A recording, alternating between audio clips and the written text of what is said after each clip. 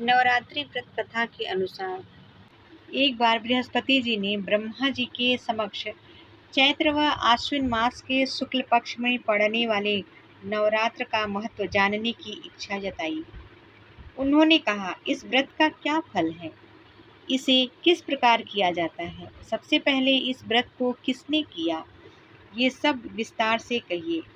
बृहस्पति जी के प्रश्नों का जवाब देते हुए ब्रह्मा जी ने कहा, हे बृहस्पति, प्राणियों के हित की इच्छा से तुमने बहुत अच्छा प्रश्न किया है। जो इंसान मनोरथ पूर्ण करने वाली माँ दुर्गा, महादेव, सूर्य और नारायण का ध्यान करता है, वे धन्य हैं। यह नवरात्र व्रत संपूर्ण कामनाओं को पूर्ण करने वाला है।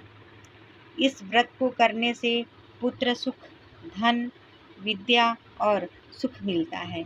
इस व्रत को करने से रोग दूर हो जाता है, घर में समृद्धि की वृद्धि होती है, बंध्या को पुत्र प्राप्त होता है, समस्त पापों से छुटकारा मिल जाता है।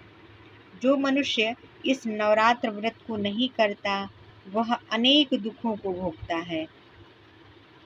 यदि व्रत करने वाला मनुष्य सारे दिन का उपवास न कर सके, तो एक समय भोजन करे और 10 दिन बांधवों सहित नवरात्र व्रत की कथा का श्रवण करे। हे बृहस्पति, जिसने पहले इस महाव्रत को किया है, वह कथा मैं तुम्हें सुनाता हूँ। ब्रह्मा जी बोले, प्राचीन काल में मनोहर नगर में पीठत नाम का एक अनाथ ब्राह्मण रहता था। वह माँ दुर्गा का भक्त था। उसे संपूर्ण सद्गुणों से युक्त सुमति नाम की एक अत्यंत सुंदर कन्या उत्पन्न हुई। वह कन्या अपने पिता के घर में अपनी सहेलियों के साथ क्रीड़ा करती हुई इस प्रकार बढ़ने लगी, जैसे शुक्ल पक्ष में चंद्रमा की कला बढ़ती है। उसका पिता प्रतिदिन जब दुर्गा की पूजा करके होम किया करता, वह उस समय नियम से वहां उपस्थित रहती। एक दिन सुमति भगवती के पूजन में उपस्थित नहीं हुई। उसके पिता को पुत्री की ऐसी असावधानी देखकर क्रोध आया और वह पुत्री से कहने लगा, अरे दुष्ट पुत्री, आज तुमने भगवती का पूजन नहीं किया, इस कारण मैं किसी दुष्ट, रोगी या दरिद्र मनुष्य के साथ तेरा विवाह करूंगा। पिता की बात सुनकर सुमति को बड़ा दुख हुआ और पिता से कहने लगी, हे पिता, मैं आपकी कन्या हूँ तथा इस तरह आपके अधीन हूँ। जैसी आपकी इच्छा हो वैसा ही करो, चाहे राजा से, चाहे कुष्टी से, चाहे दरिद्र से, जिसके साथ मेरा विवाह करना चाहो कर दो, पर होगा वही जो मेरे भाग्य में लिखा है, क्योंकि कर्म करना मनुष्य के अधीन है, पर फल देना ईश्वर के अधीन है।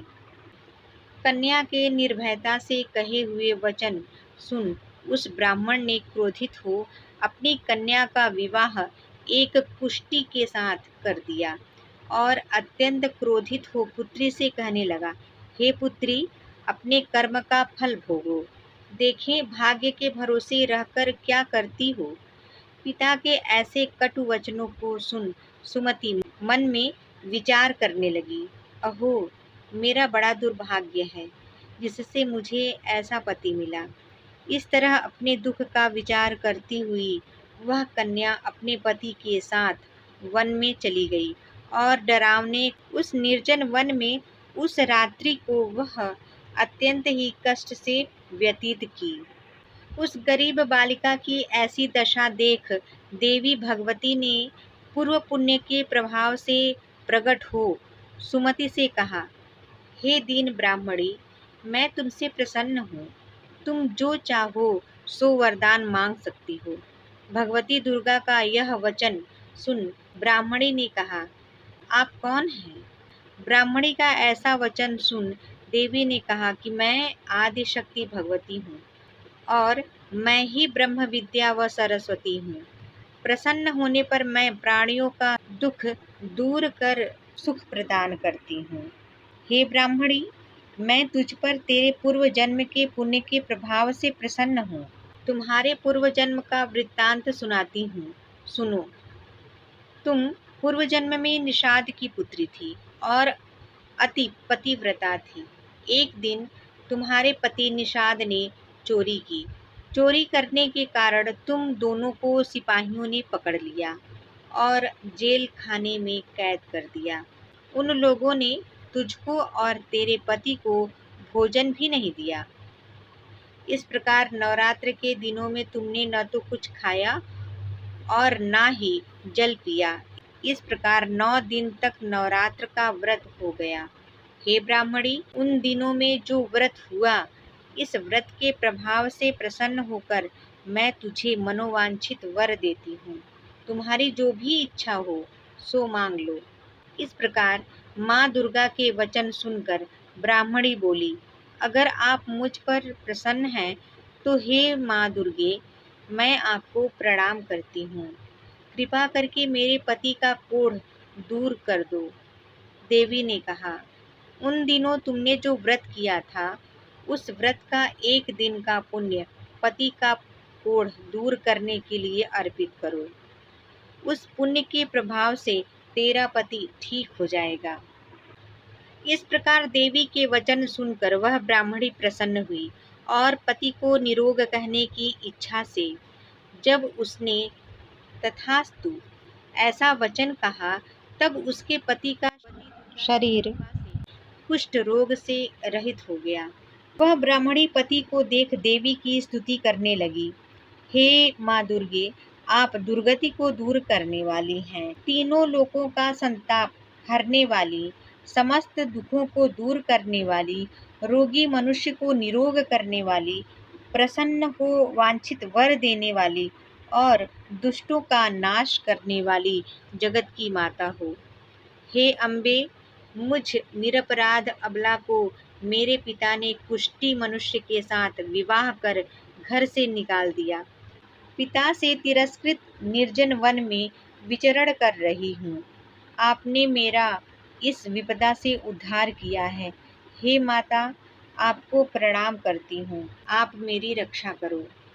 उस ब्राह्मणी की इस प्रकार की स्तुति सुन करके देवी अत्यंत ही प्रसन्न हुई और ब्राह्मणी से कहा, हे ब्राह्मणी, तेरे उदालय नामक अति बुद्धिमान, धनवान, कीर्तिवान पुत्र शीघ्र उत्पन्न होगा। ऐसा वर देकर देवी ने ब्राह्मणी से फिर कहा कि और जो कुछ तेरी इच्छा है वह मांग ले। सुमति ने कहा कि हे भगवती माँ, अगर आप मुझ पर प्रसन्न हैं तो कृपा करके मुझे नवरात्रि व्रत की विधि का विस्तार से वर्णन करें।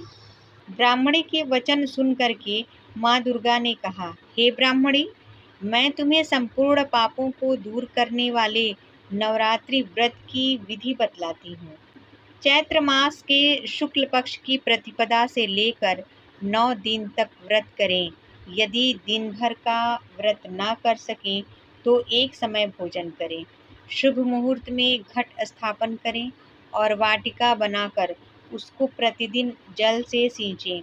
महाकाली, महालक्ष्मी और महासरस्वती की मूर्तियां स्थापित कर उनकी विधि सहित पूजा करें। बिजौरा के फल से अर्घ्य देने से रूप की प्राप्ति होती है। जायफल से अर्घ्य देने पर कीर्ति, दाख से कार्य की सिद्धि होती है।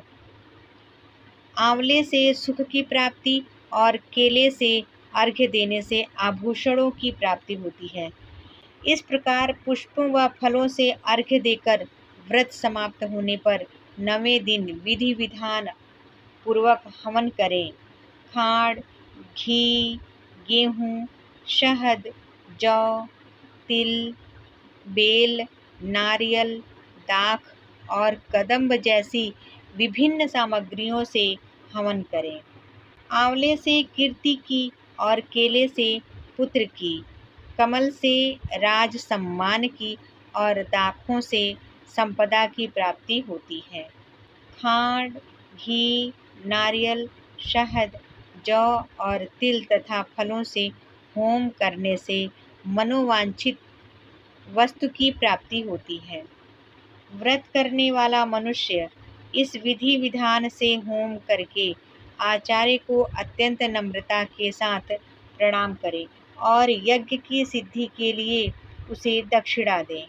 इस प्रकार बताई हुई विधि के अनुसार जो व्यक्ति व्रत करता है उसके सभी मनोरथ सिद्ध होते हैं, इसमें जरा भी संदेह नहीं है।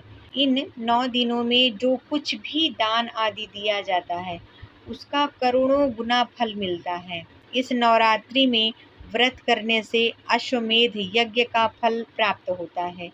हे ब्राह्मणी, इस संपूर्ण कामनाओं को पूर्ण करने वाले व्रत को तीर्थ, मंदिर अथवा घर में विधि के अनुसार करें।